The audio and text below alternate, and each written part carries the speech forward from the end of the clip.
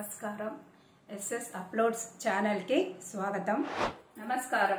అందరూ ఆరోగ్యంగా సంతోషంగా బాగుండాలని చెప్పి ఆ దేవుణ్ణి ప్రార్థిస్తున్నాను. దీనికి ముందు వీడియోను చూసిన వాళ్ళందరూ కూడా నాకు సపోర్ట్ చేసినందుకు కృతజ్ఞత. దీనికి ముందు వీడియో చూడని వాళ్ళు చూడండి. ఈరోజు నేను చేసే వంట క్యారెట్ కూర. క్యారెట్ కూర అనగానే చిన్నపిల్లలు పెద్దవాళ్ళు అందరికీ కూడా ఆరోగ్యానికి చాలా మంచిది కాబట్టి చూడండి. ఈరోజు మనం క్యారెట్ కూర చేద్దాం అనుకున్నాం కదండి. క్యారెట్కి కావాల్సిన పదార్థాలు ఇదిగోండి. క్యారెట్, ఉప్పు, కావాల్సినంతది ఉప్పు, ఇది నూనె, కారపొడి.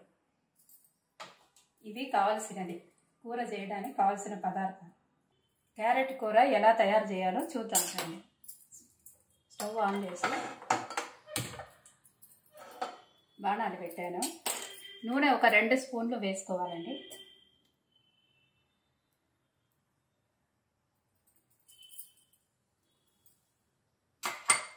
పోపు దినుసులు అండి, ఇవన్నీ పోపు దినుసులు. కొంచెం ఆవాలు చిటపట్లాడిన తర్వాత మనం మిగతా వేసుకుంటాం.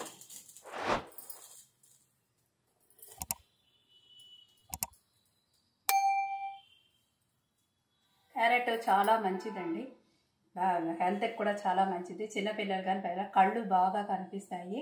తర్వాత పెద్దవాళ్ళు వృద్ధులు ఎవరైనా సరే వాళ్ళు రోజు కూడా క్యారెట్ జ్యూసు, పెద్దవాళ్ళనే కాదు చిన్నవాళ్ళు కూడా రోజు ఒక గ్లాసు క్యారెట్ జ్యూసు చేసుకుని తాగితే చాలా మంచిది అన్నమాట. హెల్త్ కూడా చాలా బాగుంటుంది. వాళ్ళకి బాగా బ్లడ్ సర్క్యులేషన్ అనేది చాలా బాగా జరుగుతుంది. కన్ను కూడా బాగా కనిపిస్తుంది. ఈ కంప్యూటర్లో ఎక్కువసేపు కూర్చున్న వాళ్ళకి కూడా కళ్ళు కొంచెం ఒకలా ఉంది, మంట పుడుతుంది, కళ్ళ నుంచి నీళ్లు కారుతుంది అంటారు కదా, అవి కూడా తగ్గిపోతాయి అన్నమాట. క్యారెట్ చాలా మంచిది. అందువల్ల క్యారెట్ కూర ఏదో రకంగా మన క్యారెట్ని మనం అందరం ఉపయోగించి తినాలి అన్నమాట. ఇప్పుడు ఆవాలు కొంచెం చిటపట్లాడుతుందండి. కొంచెం జీలకర్ర వేస్తున్నాను, కొంచెం మినప్పప్పు, కొంచెం శనగపప్పు.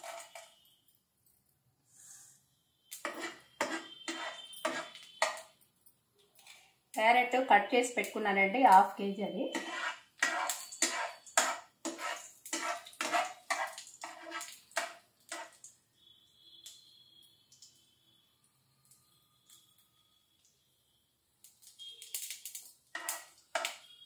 ఇంకా మినప్పప్పు వేగలేదండి.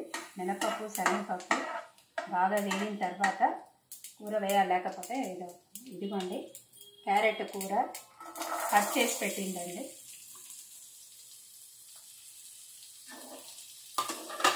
ఒకసారి కడిగి పెట్టాలండి.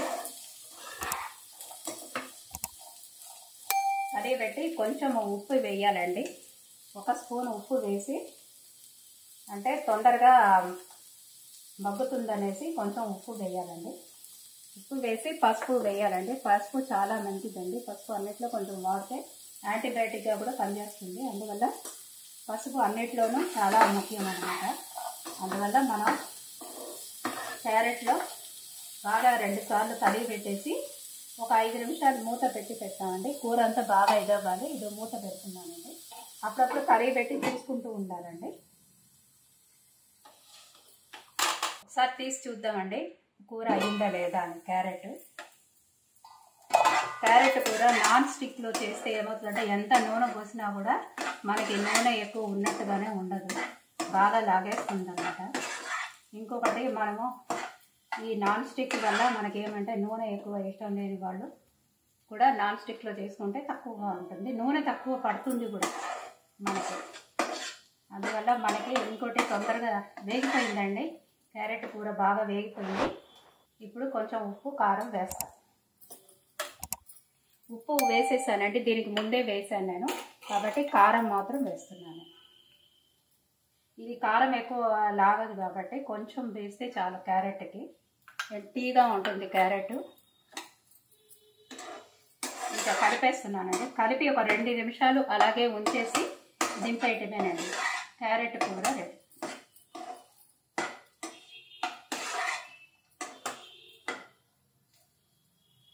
ఒక ఒక 2 నిమిషాలు మూత పెట్టి పెడతానండి.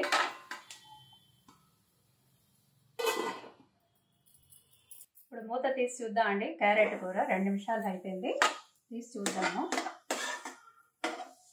బాగుందండి. ఇప్పుడు క్యారెట్ కూర కారంగా ఉంది, కొంచెం చేదుగా ఉంది అని అనిపిస్తే క్యారెట్లో కొంచెం 1 స్పూను షుగర్ వేయచ్చు లేదా బెల్లం వేయచ్చు, ఇష్టం ఉంటేనే. అది కూడా వేస్తే కొంచెం పిల్లలు కూడా ఇష్టంగా తినేస్తారు. ఈ చేదు కానీ కొంచెం బగురుగా ఒకలా ఉంటుంది ఒక్కొక్క క్యారెట్, అందువల్ల ఇలా వేసేస్తే దాంట్లో ఆ యొక్క ఇది కనిపించదు, బాగుంటుంది. చూడండి, క్యారెట్ కూర రెడీ.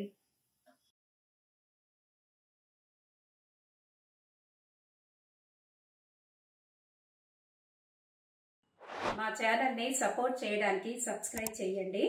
నన్ను ఎంకరేజ్ చేయడానికి లైక్ చేయండి. మీ వాళ్ళందరికీ కూడా చెప్పి షేర్ చేయండి. నమస్కారం.